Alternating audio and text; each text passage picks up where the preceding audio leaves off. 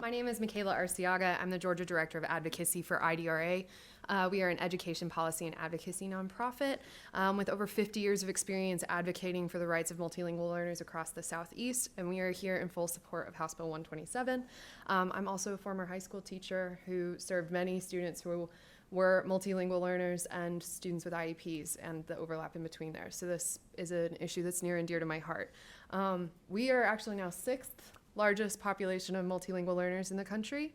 But despite that, our multilingual learners in Georgia have one of the lowest graduation rates in the state, second only to students who are homeless.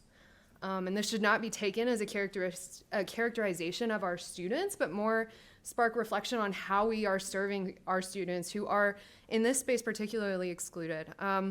We know that family engagement is a key indicator for student success, but so many of our parents face linguistic exclusion, like the bill sponsor has mentioned, and that triples when we talk about the incredibly complex and nuanced process of IEP evaluation. At a time when parents' rights are at the forefront, we're really excited to see legislation that is going to move that conversation forward, especially for folks who have so long been overlooked and excluded from these conversations.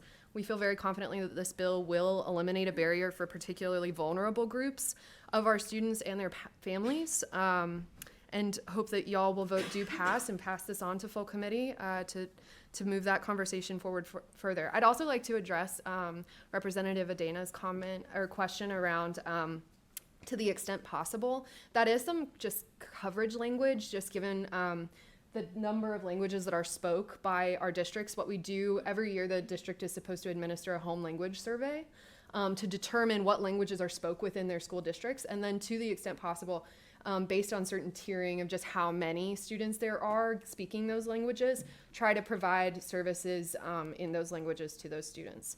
And so often, if there are exceedingly small percentages of students speaking certain languages, it's often much more challenging to provide those services. And so that's where some of that language tends to come, I think, both at the federal and state level as far as guidelines.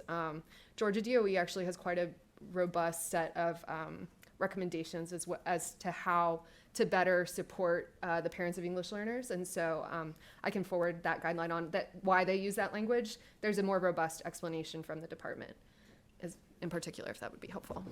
Thank you. So much.